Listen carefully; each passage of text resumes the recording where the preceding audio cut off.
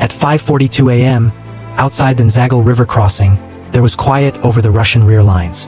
Then, suddenly, the quiet was broken. Dozens of Ukrainian FPV drones flew mere feet over the water, advancing in perfect unison with rocket artillery and armored columns pushing from multiple sides. It wasn't a small skirmish, it was a coordinated attack on Russia's jugular, a key supply artery pumping fuel convoys into Khark. In seconds, order collapsed into chaos, a savage reminder of the true face of modern warfare. The initial wave of drones flew low over the river, cameras taking in every detail of Russian defenses. Some were loaded with explosives, others were unarmed observers, meant to reveal rather than obliterate. On the muddy banks, tiny ground robots, invariably no larger than backpacks, moved through the reeds, silently surveying firing points and transmitting coordinates back to Ukrainian command. Machine gun positions, lines of barbed wire, and even concealed bunkers started showing up on screens in real time. The Russians scrambled to react. A PKM machine gun went off, its tracer rounds cutting down one drone from the skies. Anti-drone nets were deployed like steel webs onto the bridge approach. But Ukraine had anticipated this. A decoy drone led the way, sounding loud and erratic, drawing the gunner's attention. Flames ignited at dawn as the PKM munched it to pieces.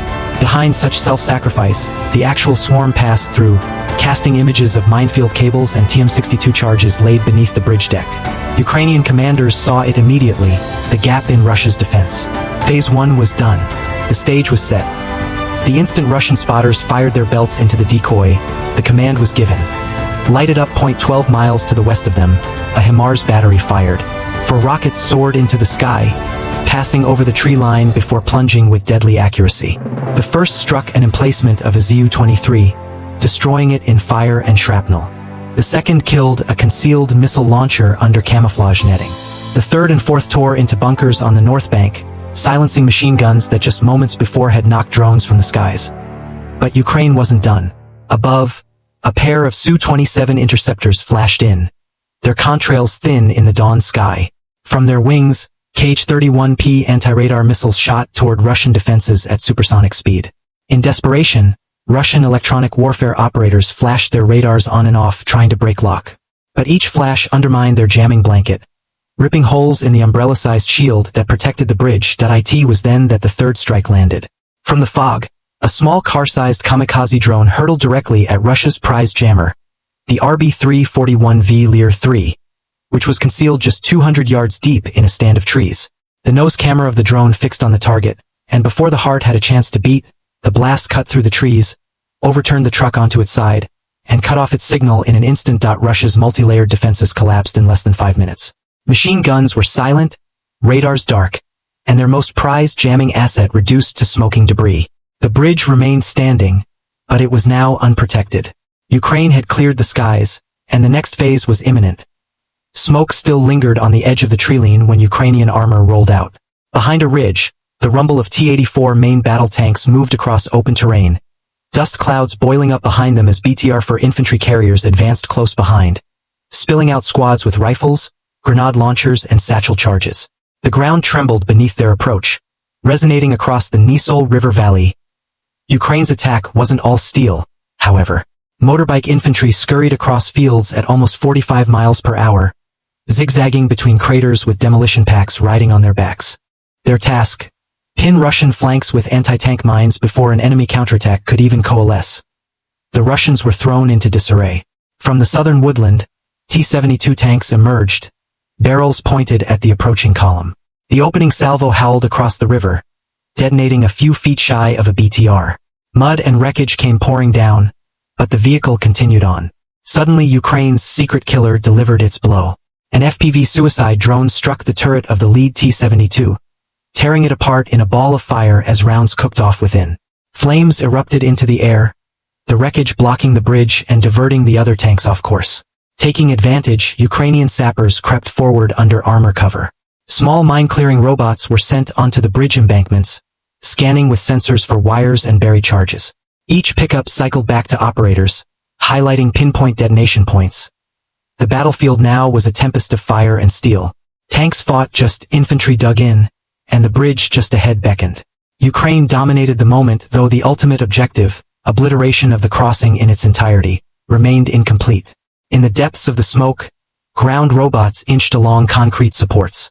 Their sensors quickly discovered it, thick detonation cables leading into a series of TM-62 anti-tank mines dug underneath the span. The killing blow was near. It compelled a dramatic decision. Rather than bringing in fresh explosives, Ukraine would use Russia's own trap against them. It was an order to bring in the Vampire. From a hiding place further upriver, an FPV Vampire drone flew low, skimming no more than 15 feet above the water. Its camera targeting the dark underside of the bridge, the pilot flew it between steel girders, propellers screaming. Russian defenders fired, but at wrong angles, the drone clung to the girders like a ghost. As it approached, ground robots confirmed the target. A TM-62 pressure plate electrically linked to a huge chain of explosives. The Vampire dove, sticking its shaped warhead against the trigger cap. The detonation was devastating. One mine exploded, then a second, then the whole string 30 TM-62 charges detonating in a rolling thunder amounting to almost 8 tons of TNT. The bridge deck burst into the air like a toy, central spans disintegrating in a dust and fire mushroom. A river water geyser erupted 120 feet into the air as concrete and rebar spewed down across the valley. When the smoke had burned away, the bridge no longer existed. But Russia retaliated right away. From concealed positions on the opposite bank, 122mm howitzers spoke thunderously, shells crashing into Ukrainian positions, blasting craters and raining shrapnel along the armored column. But Ukraine had been ready.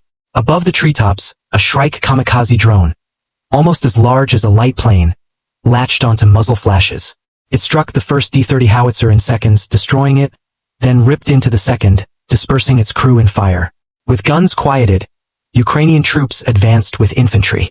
Dismounting from BTR-4 vehicles, units moved under supporting fire, clearing bunkers with grenades and automatic rifles. Machine gun nests were brought down and dazed Russian troops surrendered, some dragged out alive by Ukrainian forces. Then followed an important warning. Recon drones detected a Russian fuel convoy, tankers and ammunition trucks racing toward the crossing, not knowing the bridge no longer stood. The command was instantaneous.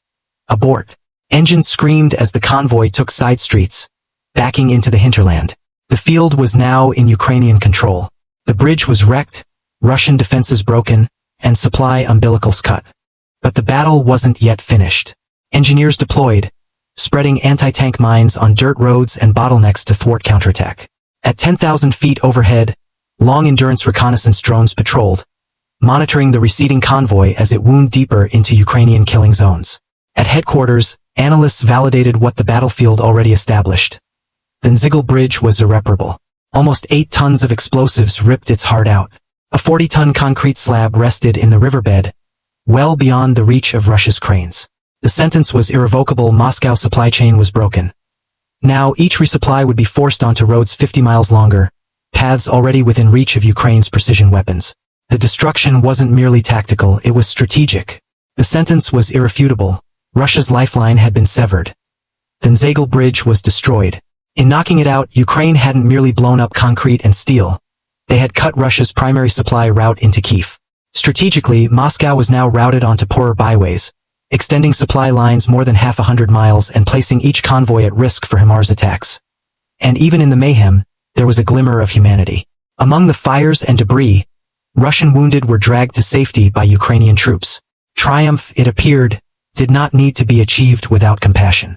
As a great black cloud soared above the valley and reflected back over the river, Ukrainian drones turned homeward. Their task bore a new message. In the new world of warfare, wars can be won not only with force, but with velocity, creativity, and accuracy.